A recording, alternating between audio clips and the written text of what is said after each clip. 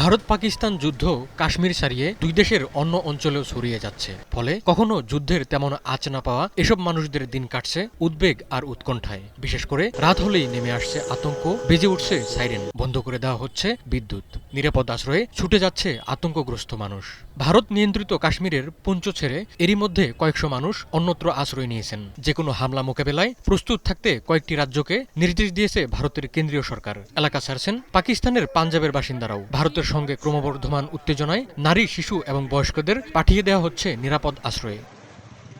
সম্ভাব্য হামলার আশঙ্কায় শুক্রবার সকালে ভারতের চণ্ডীগড় এবং পাঞ্জাবের পটিয়ালায় বেজে ওঠে সাইরেন। চণ্ডীগড়ের স্থানীয় প্রশাসন বাসিন্দাদের প্রত্যেককে ঘরের ভেতর থাকার পরামর্শ দিয়েছে, এমনকি বারান্দায় বেরোতেও নিষেধ করা হয়েছে। পটিয়ালা জেলা প্রশাসনের পক্ষ থেকেও সবাইকে ঘরের মধ্যে থাকার পরামর্শ দেওয়া হয়েছে। নিরাপত্তাজনিত কারণে বন্ধ রাখা হয়েছে জেলার সমস্ত স্কুল। শুধু ভারত নয়, পাকিস্তানেও বহু মানুষের উপর পড়েছে যুদ্ধের প্রভাব। কয়েকদিন আগে পাকিস্তান নিয়ন্ত্রিত কাশ্মীরে 2 মাসের খাদ্য মজুদের নির্দেশ দেওয়া হয়। বিরামহীন গোলাবর্ষণে ক্ষতিগ্রস্ত হয়েছে সেখানকার অনেক বাড়িঘরও।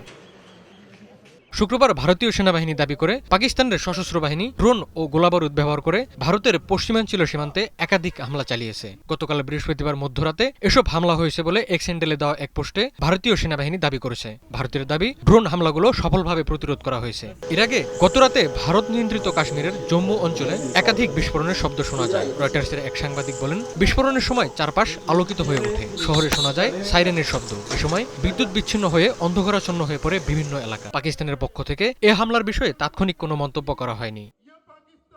ভারত পাকিস্তান হামলা কিংবা কথিত পাল্টা হামলায় আতঙ্ক বিরাজ করছে সীমান্তবর্তী এলাকায়। ভারত সীমান্তবর্তী পাকিস্তানের পাঞ্জাব এলাকার গ্রামবাসীরা জানিয়েছেন, তারা ইতিমধ্যে পরিবারের নারী, শিশু ও বয়স্কদের অন্যত্র পাঠিয়ে দিয়েছেন। তবে ফসল ও গবাদি পশু রেখে বাড়ির পুরুষ সদস্যরা যেতে পারেননি। ভানুচক গ্রামের বাসিন্দা মোহাম্মদ আরিফ অবশ্য জানালেন, তারা ভয় পাচ্ছেন না। এসব বাসিন্দারা আস্থা রাখছেন সেনাবাহিনীর ওপর।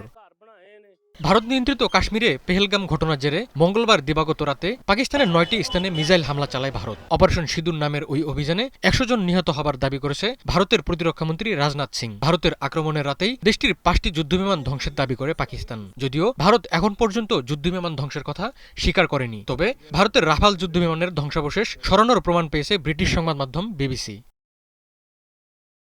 ভারত পাকিস্তান সংঘাতের প্রভাব পড়েছে ক্রীড়াঙ্গনেও। বৃহস্পতিবার রাতে ধর্মশালায় আইপিএলের পাঞ্জাব কিংস ও দিল্লি ক্যাপিটালসের ম্যাচ চলাকালে হঠাৎ করেই বন্ধ হয়ে যায় ফ্লাড লাইটের আলো। বিভিন্ন গণমাধ্যম জানায়, জম্মুসহ সীমান্তবর্তী ভারতের কয়েকটি জায়গায় মিসাইল হামলা চালায় পাকিস্তান। পরে নিরাপত্তাজনিত কারণে আইপিএলের ওই ম্যাচটি পরিত্যক্ত ঘোষণা করা হয়। এদিকে চলমান সংঘাতের কারণে পাকিস্তান সুপার লিগের বাকি অংশ সরিয়ে নেওয়া হয়েছে আরব আমিরাতে।